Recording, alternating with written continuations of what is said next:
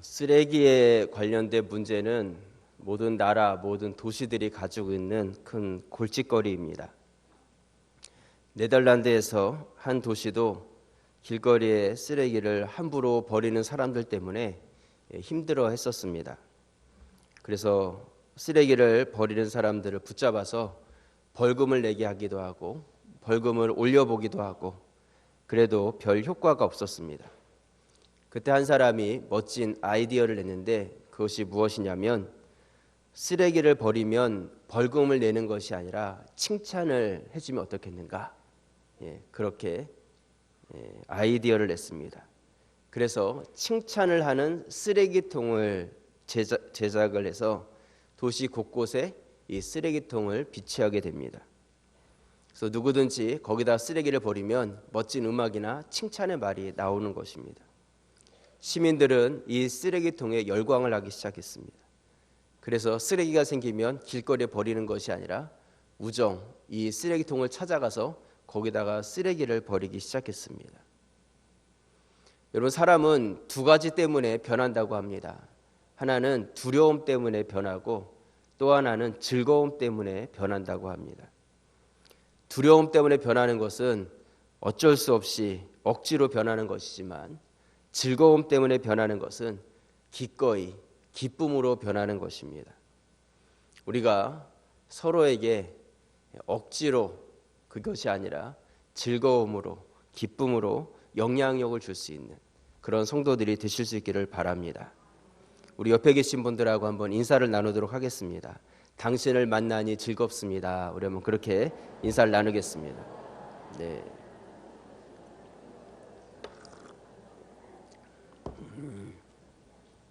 정말 즐거우세요? 네. 저는 저희 가자제일교회 성도들이 즐거움을 가지고 교회로 올 수 있기를 늘 기도하고 있습니다. 억지로 오고 안 오면 하나님께서 벌 주실 것 같아서 오고 직분 때문에 오고 아니면 안 가면 또 누가 내 욕하는 건 아닌가 해서 오고 이래 가지고 오는 것이 아니라 교회 오면 예배의 자리가 즐겁고 또 우리 성도들끼리 만나면 그 만남의 교제가 즐겁고 또 교회에서 맡겨진 일들을 감당하면서 봉사의 일이 기쁘고 어떤 그러한 기대감과 즐거움을 가지고 주님의 전을 찾을 수 있기를 바랍니다. 하나님께서는 억지로가 아니라 자원함으로 기쁨으로 드리는 예배를 기뻐 받으시는 분이십니다. 우리가 1월 한 달간 말씀에 대한 이 말에 대한 이야기를 나눠가고 있습니다. 여러분, 이처럼 우리가 즐거움은 주는 말이 사람들에게 영향력이 되는 그러한 힘이 있는 것처럼 이 말에는 굉장한 힘을 가지고 있습니다. 우리 눈에 보이는 이 모든 것들이 다 말씀으로 창조되었다는 것을 여러분 기억하십니까?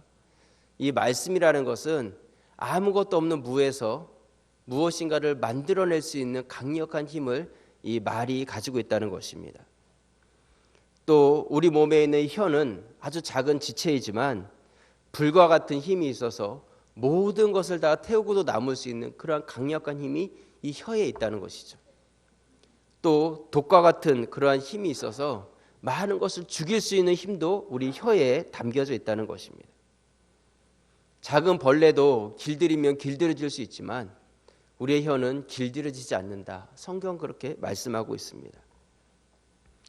하지만 우리가 이 강단에서 선포되어지는 주님의 말씀 앞에 다 같은 말을 하고 같은 마음을 품어서 성령께서 오순절날 임하였을 때 그 성령에 충만한 자들이 혀가 바뀌고 그들의 언어가 길들여졌던 것처럼 주님 안에서 우리가 같은 언어를 말하기 시작할 때에 우리는 길들여질 수 없었던 혀가 길들여지고 하나님 앞에서 크신 능력을 감당하는 그런 성도들이 되어지는 것입니다.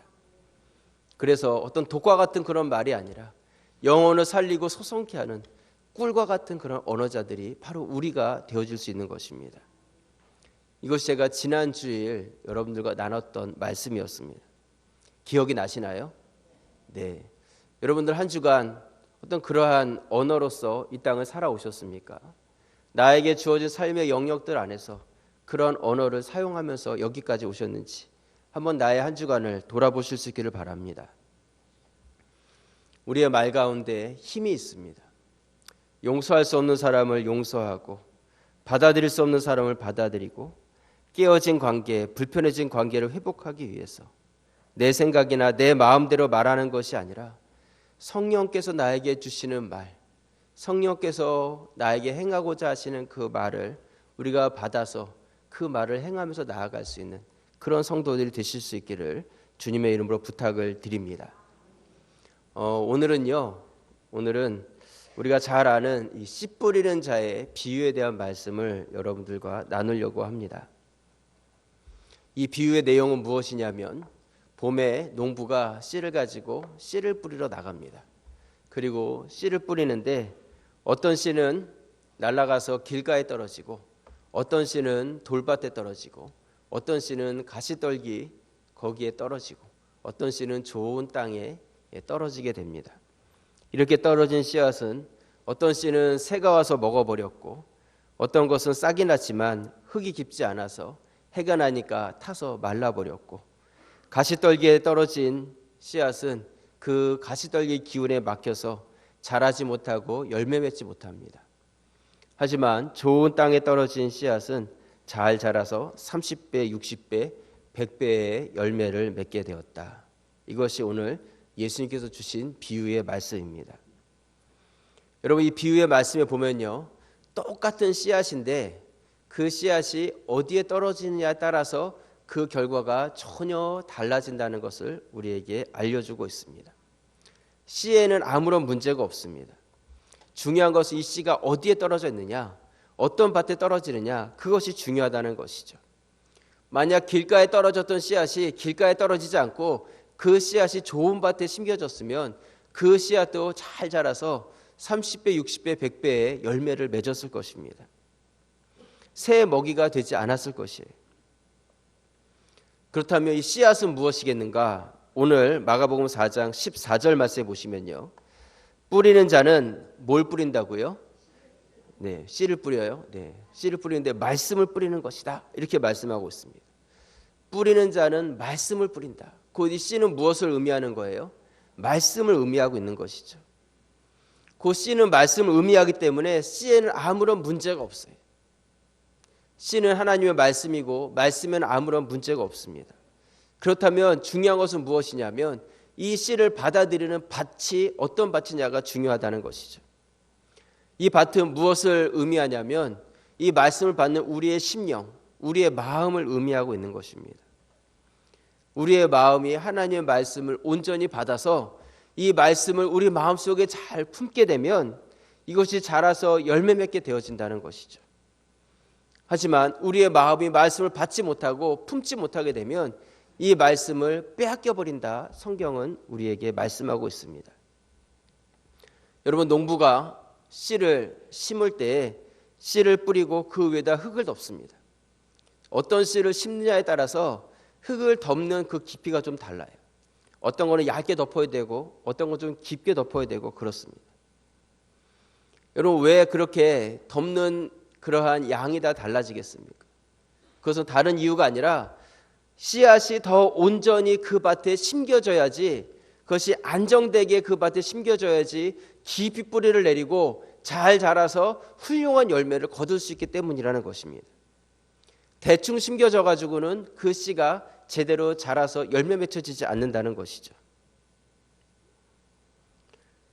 땅이 씨앗을 잘 품어줄 수 있도록 그렇게 만들어줘야지 그것이 잘 자라가는 것입니다. 만약에 그 땅이 씨앗을 제대로 품지 못하면 어떻게 되겠습니까? 오늘 마가복음 4장 15절 말씀에 보시면 말씀이 길가에 뿌려졌다는 것은 이들을 가리킴이니 곧 말씀을 들었을 때 사단이 즉시 와서 그들에게 뿌려진 말씀을 빼앗는 것이요, 이렇게 말씀하고 있습니다. 밭이 씨를 제대로 품지 못하고 그것이 심겨지지 못하면 사단이 와서 그 말씀의 씨앗을 다 빼앗아서 먹어버린다고 말씀하고 있습니다. 말씀을 받기는 받았는데 그 말씀이 제대로 뿌리를 내리지 못했다는 것이죠. 여러분, 내가 말씀을 받았다고 해서 다 열매가 맺히는 것이 아닙니다. 내가 말씀을 들었다고 해서 그 말씀이 다 역사하는 것이 아니에요. 내가 교회에 나오고 예배를 드렸다고 해서 다 온전한 그리스도인이 되는 것이 아닙니다. 저는 하나님의 말씀을 전하는 목사입니다. 어떤 의미에서 보면 오늘 이 말씀을 뿌리는, 이 말씀의 씨앗을 뿌리는 이 농부와 같은 역할을 제가 매주 이 강단에서 감당을 하고 있는 것입니다. 제가 이 말씀을 뿌리면서도 제 눈에 이렇게 보여요. 어떤 것이 보이냐면, 하나님의 말씀이 잘 들어가고 있구나. 말씀이 저 심령 가운데 잘 자리 잡고 있구나. 말씀이 잘 흙으로 덮여져 가지고 이제 싹이 나고 자라가고 있구나. 이런 것들이 보이는 분들이 계시다는 것이죠. 하지만 반대로 어떤 분들은 같은 말씀이 똑같은 자리에서 똑같이 들려지고 있는데 어떤 분들에게는 말씀이 겉도는 거예요. 말씀이 들어가지 않아요. 말씀은 계속해서 전해지고 있는데 그것이 받아들여지지 않고 내 안에 심겨지지 않고 그냥 겉돌고 있으니까 그 말씀이 튕겨나가고 빼앗겨버리는 말씀이 되어버린다는 것입니다. 여러분, 밭이 씨앗을 받지 못하고 씨앗을 잃어버리게 된다면 밭으로서의 가치가 없어요. 열매를 얻을 수가 없다는 것입니다. 여러분, 오늘 성경은 사탄은 말씀을 빼앗는 자라고 그렇게 말씀하고 있습니다. 우리에게 와서 우리에게 떨어진 말씀을 지금도 빼앗아 가려고 하고 있다는 것이죠. 나에게 주어진 주님의 말씀을 빼앗기지 않기 위해서 우리가 어떤 성도의 삶을 살아가야 되겠는가? 오늘 말씀의 제목을 빼앗기지 않는 말씀 이렇게 정했습니다. 이 말씀을 통해서 우리가 매주 주님의 말씀을 받고 있는데 주어진 말씀을 빼앗기지 않기 위해서 어떤 지혜가 필요한지 우리 같이 함께 나눠보기를 원합니다. 먼저 첫 번째로요, 우리가 말씀을 빼앗기지 않기 위해서는 우리 심령의 밭을 갈아엎으셔야 합니다. 밭을 갈아엎어야지 말씀을 빼앗기지 않는다는 것이죠. 오늘 마가복음 4장 15절 말씀 다시 보시면, 말씀이 길가에 뿌려졌다는 것은 이들을 가리킴이니 곧 말씀을 들었을 때에 사단이 즉시 와서 그들에게 뿌려진 말씀을 빼앗는 것이요, 또 이와 같이 돌밭에 뿌려졌다는 것은 이들을 가리킴이니 그 말씀을 들을 때 즉시 기쁨으로 받으나. 17절 같이 읽겠습니다. 그 속에 뿌리가 없어 잠깐 견디다가 말씀으로 인하여 환난이나 박해가 일어나는 때에는 곧 넘어지는 자요. 길가에 떨어진 씨앗과 돌밭에 떨어진 씨앗이 열매를 맺히지 못하는 이유를 정확하게 말씀하고 있습니다. 길가에 떨어진 씨앗, 그 길가에 떨어졌는데 그 흙 속으로 씨앗이 들어가지 못하는 것이죠. 왜 못 들어가겠어요? 그 길가가 너무 딱딱하기 때문이에요. 사람들이 계속해서 지나다녀서 그것이 밭이 아니라 길이 되어버렸고 딱딱해졌기 때문에 씨앗은 떨어졌는데 씨앗이 뿌리를 내릴 수 있도록 그 흙 속으로 들어가지 못하는 것이죠. 그래서 새 눈에 금방 띄어서 그 씨앗을 먹어버렸다, 그렇게 말씀하고 있습니다. 또 돌밭에 떨어진 씨는요, 잠깐 뿌리를 내렸는데 밑이 딱딱한 돌밭이니까 제대로 뿌리를 내리지 못하고 견디다가 결국은 환난이나 박해가 일어나면 곧 말라서 죽어버렸다 말씀하고 있습니다. 뿌리를 내리지 못하는 거예요. 밑이 딱딱해져 버렸기 때문이라는 것이죠. 흙을 뚫고 들어갈 수 있도록 그 흙이 부드러워야 되는데 그렇지 못했다는 것입니다. 여러분, 우리는 이 말씀이 얼마나 중요한지 계속해서 1월 한 달간 나눠가고 있습니다. 우리는 말씀을 빼앗겨서는 안 되고 이 말씀을 꼭 받아가야 된다는 것이죠. 그런데 이 온전한 말씀, 능력 있는 말씀을 우리의 삶 가운데서 온전히 받기 위해서는 먼저 이 딱딱해진 나의 마음을 갈아엎는, 뒤집어 엎는 그러한 모습이 우리 가운데 필요하다는 것입니다. 내 마음이 그대로 딱딱하게 남아있는 한 우리는 계속해서 말씀을 빼앗길 수밖에 없어요. 말씀이 나에게 계속해서 들려지고 전해진다 할지라도 내 마음이 딱딱해져 있으면 절대로 그 말씀이 나의 것이 되지 못하고 열매 맺는 자리까지 자라가지 못한다는 것입니다. 예수님께서는 길가에 뿌려졌던 이 씨앗은 말씀을 들었는데 사단이 와서 그 말씀을 즉시 빼앗아 갔다 말씀하고 있습니다. 여러분, 사단은요, 우리 옆에서 지켜보고 있어요. 엿보는 자입니다. 말씀이 떨어질 때 그 말씀이 우리 가운데 온전히 들어가지 못하면 얼른 와서 그 말씀을 빼앗아가 버린다는 것이죠. 왜 그런지 아십니까? 사단은 말씀의 능력을 알고 있기 때문이에요. 말씀의 힘과 말씀의 권세를 알고 있기 때문에 그 말씀의 힘과 권세가 우리 가운데 역사하지 못하도록 그 말씀이 우리 안에 남아있지 않도록 그것을 빼앗아가는 역할을 사단이 하고 있다는 것이죠. 우리는 말씀을 빼앗겨서는 안 돼요. 빼앗기지 않는 말씀이 되어야 된다는 것이죠. 그렇기 때문에 우리는 우리의 마음을 기경하고 뒤집어 엎는, 우리의 마음을 부드럽게 하는 그 작업을 행해야 된다는 것입니다. 여러분, 딱딱해진 우리의 마음을 뒤집어 엎는다는 것, 그것이 무슨 의미겠습니까? 우리 안에 무엇인가 고정화되어 있는 것, 변하지 않으려고 움츠리고 있는 것, 내 생각이 맞고 내 주장이 맞다고 고집하고 있는 것, 무엇인가 잘못됐다는 것을 알면서도 그것을 인정하지 않고 내 자존심을 포기하지 않고 그것을 붙잡고 있으려고 하는 그 무엇인가, 그 내 안에 점점 딱딱해져 가고 있는 그러한 그 무엇이 바로 우리의 말씀을 가로막고 있는 장애물이 되어진다는 것입니다. 지금 여러분들 마음 가운데도 길가처럼 돌짝처럼 딱딱해진 어떤 그런 부분을 가지고 있지 않으십니까? 그것들 때문에 말씀이 들려져도 그것이 은혜가 되지 않고, 예배를 드려도 은혜가 되지 않고, 말씀을 읽어도 그것이 내 안에 들려지지 않고, 하나님의 음성이 들려짐에도 불구하고 전혀 변화되려고 하지 않는, 나의 삶 가운데 전혀 영향력이 없고 나와 무관한 말씀처럼 들려지고 그냥 내 인생은 내 뜻대로 내 마음대로 변하지 않으려는 그 딱딱한 그것대로 살아가고 있는 나의 삶이 아니냐는 것이죠. 여러분, 나에게 그 딱딱한 부분이 변화되지 않으면 말씀을 늘 빼앗기는 인생뿐이 되어지지 않습니다. 여러분, 다윗을 한번 생각해 보시기 바랍니다. 다윗은 왕이었습니다. 그가 완벽해서 왕이 된 사람이 아니에요. 하나님께서는 그를 사랑하셨고 인정하셨지만 그에게 부족하고 연약한 부분이 그에게 있었다는 것이죠. 여러분, 기억할 것은 앞에 서 있는 목사나 또한 교역자나 아니면 장로나 권사나 안수집사나 중직자로 세워진 모든 분들이 다 훌륭한 분들이시지만 모두가 다 완벽해서 그 직분을 받으신 것이 아니에요. 다 부족하고 연약한 부분이 있는 분들이라는 것이죠. 만약에 100% 완벽해야지만 직분을 받는다면 어느 누구도 직분 받을 사람 아무도 없다는 것이죠. 교회가 요구하는 그 기준과 그 직분에 맞은 분들, 그런 분들을 인정하고 세워서 직분을 드렸고 또한 그 직분을 드렸기 때문에 감당해 가면서 그분들이 성숙하고 또한 성장해 가며 그 직분에 걸맞은 삶으로 나아가게 되는 것이죠. 여러분, 다윗도 마찬가지였다는 것입니다. 다윗도 완벽한 사람이 아니었어요. 우리가 볼 때는 훌륭한 왕이었지만 그에게 부족한 부분이 있었어요. 그가 큰 죄를 저질렀는데 그것이 무엇이었냐면 간음죄와 살인죄를 저질렀습니다. 우리아의 아내 밧세바의 아름다움에 취해서 그 여인을 자기 여인으로 만든 것이죠. 그리고 그 밧세바가 아기를 갖게 되니까 전쟁터에 나가 있는 그 남편 우리아를 휴가를 줘서 불러들이게 합니다.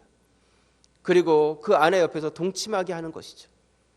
그런데 이 우리아라는 사람이 얼마나 의로운 사람인지, 내 전우들은 전쟁터에 나가서 목숨을 걸고 지금 싸우고 있는데 내가 지금 집에 돌아와서 아내와 즐거운 시간을 가질 수 있겠는가? 돌아와서 아내 곁에 가지 않습니다.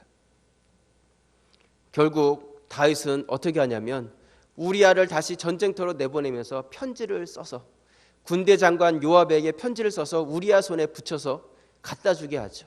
근데 그 편지 내용이 무엇이냐면 이 우리아를 전쟁터 가장 선봉, 가장 앞에 세워서 전쟁터에서 죽게 하라는 거예요.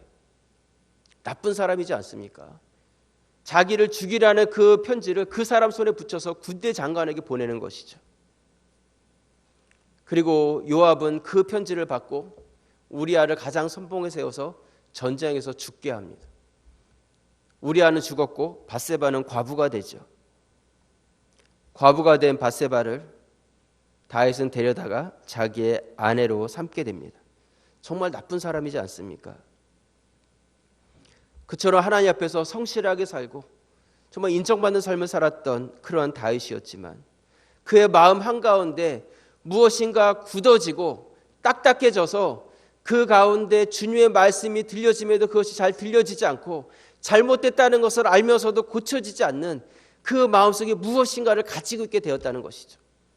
그의 삶 전체가 다 문제가 됐던 것이 아니었어요. 어떤 한 부분에 문제가 생기게 되니까 그것으로 인해서 그의 삶 전체가 다 문제가 되어 버렸다는 것이죠. 저는 여러분들의 삶은 다 알지 못해요. 여러분들이 가지고 있는 문제를 다 알지 못합니다. 하지만 여러분 한 분 한 분들은 자신에 대해서 알고 있을 거예요. 내 안에 지금 딱딱해진 부분이 무엇인지, 무엇인가 내 안에 단단해져서 하나님의 말씀이 들어도 이 말씀이 내 안에 들려지지 않고 말씀을 들어도 계속해서 사단에게 빼앗기고 있는 그 무엇인가, 내 마음속에 주의 말씀이 들려지지 않고 은혜가 되지 않는 그 무엇인가가 여러분들 갖고 있지는 않으십니까? 하나님께서는 바로 그것을 우리의 삶 가운데 뒤집어 엎기를 원하고 계신다는 것입니다. 바로 그 한 부분 때문에 우리의 삶 전체가 하나님께 영광이 되지 못하고 열매를 맺히지 못하는 것입니다. 열매가 없는 인생이 되어진다는 것이죠. 결국 하나님께서는 나단 선지자를 다윗에게 보내고 그의 잘못을 깨닫게 하십니다. 다윗이 그의 잘못을 깨닫게 되었을 때 자신의 잘못을 인정하고 하나님께 나아와서 회개하며 음식을 끊고 기도하기 시작했습니다. 여러분, 이 회개의 기도는 바로 딱딱해진 나의 마음을 갈아엎는 그런 기도예요. 이 다윗의 회개의 기도가 바로 시편 51편입니다. 시편 51편 16절 말씀에 보시면 주께서는 제사를 기뻐하지 아니하시나니 그렇지 아니하면 내가 드렸을 것이라. 주는 번제를 기뻐하지 아니하시나이다. 17절 같이 읽겠습니다. 하나님께서 구하시는 제사는 상한 심령이라. 하나님이여 상하고 통회하는 마음을 주께서 멸시하지 아니하시리이다. 다윗은 하나님께서 제사를 기뻐하는 것이 아니다, 번제를 기뻐하는 것이 아니다. 만약 그것이라면 내가 벌써 많은 제물과 또한 번제물을 가지고 주님께 나와서 그렇게 했었을 거라는 것이죠. 하나님께서 정말 원하시는 것은 무엇이냐면 상한 심령이라는 거예요. 통회하는 마음이라는 것이죠. 나의 마음을 찢고 주님께 나아오는 그 심령을 주님께서 원하고 계신다는 것입니다. 주님께 나와서 예배의 행위, 외모를 주님 앞에 드리는 어떤 그것을 주님께서 원하시는 것이 아니라 내 마음 중심을 다시 한번 갈아엎어서 주님께서 어떤 말씀을 하시든지 그 말씀을 나의 마음 가운데 심고 그 말씀을 갖고서 자라게 하기 원하는, 열매 맺기를 원하는 그런 결단을 가진 심령을 주님께서는 원하신다는 것입니다. 여러분, 다윗이 자신의 그 심령 가운데 딱딱해진 그 부분을 자존심이든 고집이든 모든 것을 다 뒤로하고 뒤집어 엎어서 그것을 기경했던 것처럼 나의 심령 가운데 먼저 그것을 갈아엎는 믿음의 결단을 여러분들이 하셔야 합니다. 하나님 앞에서 나의 굳어져서 말씀을 받지 못하고 성도의 교제를 깨뜨리고 관계성을 아프게 하고 공동체에 유익을 주지 못하는 그런 딱딱한 마음이 내 안에 있지 않는지 나를 한번 돌아보시고 그것을 뒤집어 엎으셔서 하나님께 영광이 되고 열매가 되어지는 그런 성도의 삶이 되실 수 있기를 주님의 이름으로 축원합니다. 여러분, 사탄은요 지금도 우리를 엿보고 있습니다. 지금도 우리의 심령 가운데 말씀의 씨앗이 계속해서 떨어지고 있어요. 이 자리 이곳에도 주님 말씀의 씨앗이 떨어지고 있다는 것이죠. 사단은 지금도 엿보고 있어요.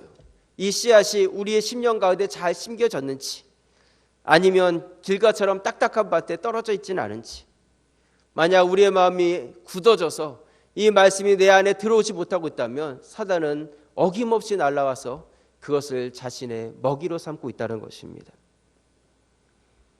여러분, 밭이 있는데 씨가 없다고 생각해 보세요. 그럼 밭이 무슨 소용이 있겠어요? 봄이 됐는데 밭에 씨가 뿌려지지 않았어요. 그러면 그 밭에서는 아무것도 기대할 수 없는 것이죠. 하나님의 말씀이 뿌려졌는데 그 말씀이 다 깨끗하게 사단이 와서 걷어가 버렸어요. 그렇다면 그 심령 가운데 우리가 무엇을 기대할 수 있겠냐는 것이죠.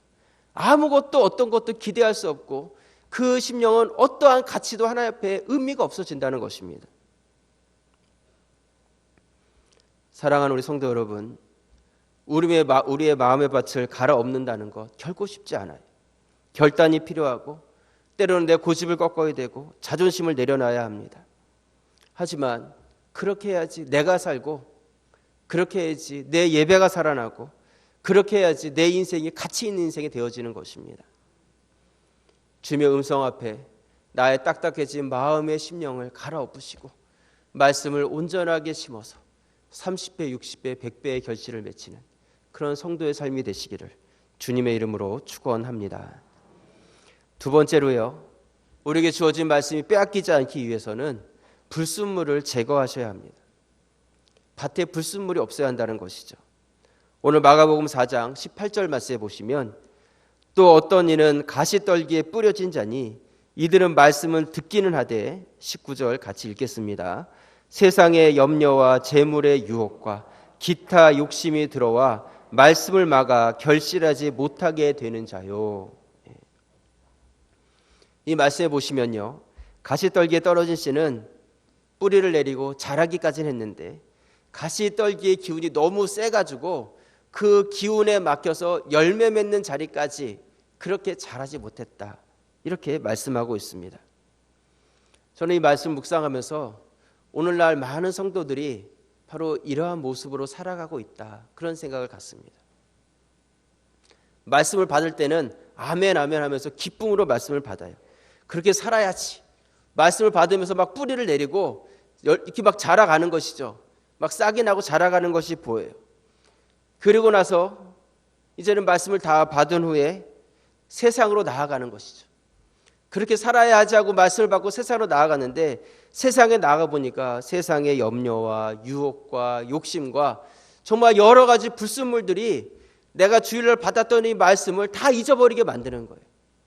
나가보니까 이게 중요한 것이 아니라 우선순위가 너무 많은 것이죠. 해야 될 일이 너무나 많은 거예요. 이것도 해야죠, 저것도 해야죠. 이것저것 하다 보니까 일주일이 다 가고 지난주에 받았던 말씀이 무엇인지 기억도 나질 않는 거예요.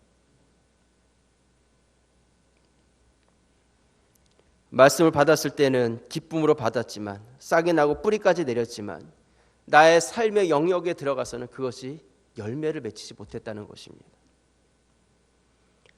여러분, 오늘 말씀에서 사단은 말씀을 빼앗는 자라고 말씀하고 있습니다. 여러분, 우리가 사단에게 말씀을 빼앗기지 않으려면 어떻게 해야 되겠습니까? 그렇게 되기 위해서는요, 말씀을 소중하게 여기셔야 돼요. 말씀의 이 씨앗을 여러분들이 잘 가꾸셔야 한다는 것입니다. 우리가 씨앗을 심고 그 씨가 잘 자라기 위해서 물을 주고 잡초가 생기면 잡초를 뽑아주고 벌레가 생기면 벌레를 잡아주고 농부가 수고를 해서 그 씨앗을 자라서 열매 맺게 하는 것처럼 우리가 주일날 주님께서 나에게 주신 말씀을 나에게 주신 주의 말씀으로 알고 나의 삶 가운데 가져와서 이 말씀에 방해가 될 수 있는 그런 불순물들을 제거하고 이 말씀이 자라서 열매 맺는 자리까지 여러분들이 그것을 가꾸셔야 한다는 것입니다. 그래서 일주일 동안 그 말씀대로 살면서 그 말씀의 열매를 가지고 다시 주님 전에 찾아서 주님, 나에게 주님 말씀 앞에서 내가 하나님 앞에 이러한 삶을 살았습니다. 말씀의 열매를 이렇게 가지고 왔습니다. 이 말씀을 가지고 주 앞에 나와서 주 앞에 드려지는 그 예배가 바로 하나님께서 받으시는 삶의 예배가 되는 것이고 바로 그 예배 가운데 능력이 있고 그 예배가 드리는 자들에게도 기대가 되고 하나님께서도 받으시는 그런 예배가 되어지는 것입니다. 지금 우리가 순모임 방학 중이고요. 2월 둘째 주일부터 순모임이 시작됩니다. 순모임이 시작되면 주일날 주신 말씀을 가지고 우리가 나눔을 하면서 모임의 시간을 갖게 될 것입니다. 여러분, 순모임에 꼭 참석하시기 바랍니다. 순이 어딘지 모르시는 분들은 우리 사무실로 오셔서 알려주세요. 다 배정해 드리겠습니다. 순모임 시간에 주일날 주신 말씀을 가지고 어떻게 살아야지 적용도 하고 결단도 하고 기도도 하고 또 우리 순원들끼리 서로 격려하면서 말씀대로 살아가려고 그렇게 우리가 노력하게 될 것입니다. 여러분, 이러한 모임들과 또 이런 시간들을 통해서 여러분들 삶 가운데 말씀의 열매를 맺혀가는 그런 성도들 되실 수 있기를 주님의 이름으로 부탁을 드립니다. 예수님께서는 비유의 말씀을 통해서 이 말씀을 씨앗이라고 말씀하고 있어요. 작은 씨앗이지만 그 씨앗 속에는 생명이 있고 30배, 60배, 100배 그 이상의 그런 열매를 가지고 있다, 이렇게 말씀하고 있습니다. 곧 이 씨앗은 너무나 소중한 거예요. 그 안에는 어마어마한 가치를 담고 있다는 것이죠. 세상에 좋은 것들 많이 있겠지만 그런 불순물들보다 주님의 말씀의 가치와 소중함을 여러분이 깨닫고 사단이 와서 그것을 빼앗지 못하도록 이 말씀을 여러분들이 부여잡고 한 주간의 삶 가운데 말씀대로 살아갈 수 있는 믿음의 결단을 통해서 놀라운 삶의 말씀의 열매가 맺혀질 수 있기를 주님의 이름으로 부탁을 드립니다. 말씀의 결론을 내립니다. 여러분, 오늘 오후에 말씀 집회가 있습니다. 총회장 목사님, 부흥사 목사님이시고 우리 교회에 특별한 음성을 주실 것이다. 또 우리 노회의 여러 교회 목사님들과 또한 성도들이 다 같이 저희 교회로 모이게 됩니다. 외부에서 많이들 오시는데 또 저희 교회 분들이 너무 없으셔도 안 되잖아요. 여러분들이 책임감을 갖고 또 나에게 주신 이런 말씀과 은혜의 자리를 사모하면서 여러분들이 꼭 이 자리를 다 참여하실 수 있기를 부탁을 드립니다. 아멘이십니까? 네. 제가 오신 분들 얼굴 도장을 다 찍어놨습니다. 오후에 제가 사회를 보게 되니까요. 여러분들 다 자리에 참여하실 수 있기를 바랍니다. 그리고 한 가지 또 기쁜 소식이 있는데요. 저희 교회가 부흥 집회가 거의 있지 않았었는데 부흥 집회를 하면 좋겠다 이러한 제 마음이 있었고요. 그래서 부흥 집회 일정을 이렇게 잡다 보니까 연말보다는 그래도 봄에 하는 것이 의미가 있지 않겠는가. 그래서 4월 달에 저희 교회에서 말씀 집회 시간을 갖게 되었습니다. 네, 강사가 누가 오시냐면 우리 안산 동산교회 김인중 목사님 아시나요? 아시는 분들 많이 계실 거라고 생각을 하는데 우리 한국 교계에 굉장히 유명하신 목사님이십니다. 안산에서 가장 큰 교회에 목회를 하셨고 또 동산 고등학교를 세워서 학생들을 믿음으로 잘 양육하고 계시고 또 영혼들을 향한 이 전도의 열정이 뛰어난 그러한 목사님이십니다. 우리 김인중 목사님 정말 1년 스케줄이 늘 꽉 차 있는 그런 분이라서 모시기가 어려운 분인데 이번에 저희 교회 집회에 오시기로 약속이 되었습니다. 얼마나 귀하고 감사한지 모릅니다. 모시기 힘든 분을 모셨는데요. 여러분들이 이 말씀의 시간을 위해서 기대하시고 기도하시면서 준비하실 수 있기를 부탁을 드립니다. 날짜는 4월 13일부터 15일 월화수 3일간 있습니다. 다른 약속 잡지 마시고 여러분들이 말씀의 자리에 나오실 수 있기를 부탁을 드리고요. 여러분, 우리가 말씀 중심, 그러니까 이 삶을 살아간다는 것이 얼마나 중요한지 꼭 기억하실 수 있기를 바랍니다. 우리가 다른 것은 양보해도요, 말씀은 양보하시면 안 돼요. 나의 삶 가운데 말씀이 없으면 열매를 기대할 수 없어요. 말씀이 있어야지 자라고 열매를 맺혀지는 것인데 말씀이 없다면 우리가 무엇을 얻을 수 있겠습니까? 우리 2015년도 하나님께서 우리 교회에게 특별한 은혜를 주고 계십니다. 정말 하나님께서 특별한 은혜를 주고 계신다. 그것이 이렇게 눈에 보여지는데 여러분들이 우리 교회에게 주시는 이 은혜의 시간들을 나의 시간으로 만들어 가시고 나의 삶 가운데 말씀의 열매를 맺혀 가셔서 빼앗기지 않는 말씀으로 하나님께 영광이 되는 성도들이 되시기를 주님의 이름으로 축원합니다. 기도드리겠습니다. 아버지 하나님, 은혜 감사합니다.